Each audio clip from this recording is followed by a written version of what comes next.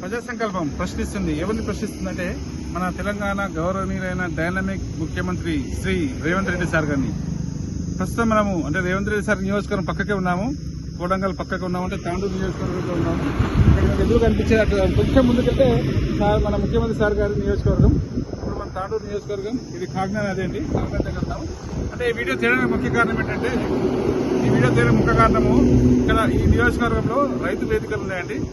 అంటే రైతు వడ్లు పండించినప్పుడు అందరూ కలిసి ఒక దగ్గర వేసుకుంటే మన అగ్రికల్చర్ డిపార్ట్మెంట్ వచ్చి వాళ్ళు కొనుగోలు చేస్తారు. అయితే ఆ రైతు వేదికలకు చాలా ఇబ్బందులు ఉన్నాయి. మేము గతంలో ఇదే నియోజకవర్గంలో ఉన్నా, అంటే ఇక్కడ బెన్నూరు దగ్గర యాలాల్ మండలం, అక్కడ యాలాల్ మండలం దగ్గర ఒక రైతు వేదిక దగ్గర రైతుల సమస్యల గురించి మేము అప్పుడు ముఖ్యమంత్రి గారికి, ఎంపీ విశ్వేశ్వరరెడ్డి సార్ గారికి, ఇక్కడ నియోజకవర్గ ఎమ్మెల్యే దృష్టికి తీసుకెళ్లాము. దయచేసి అంటే ఇంతవరకు కూడా ఏం చేయలేదు, మేము వెళ్ళి చూసాము.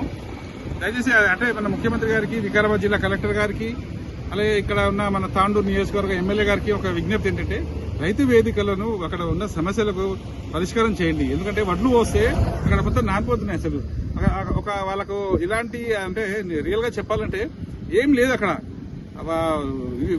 అంటే వెహికల్స్ వెళ్ళడానికి కూడా వర్షాలు పడ్డప్పుడు లేదు.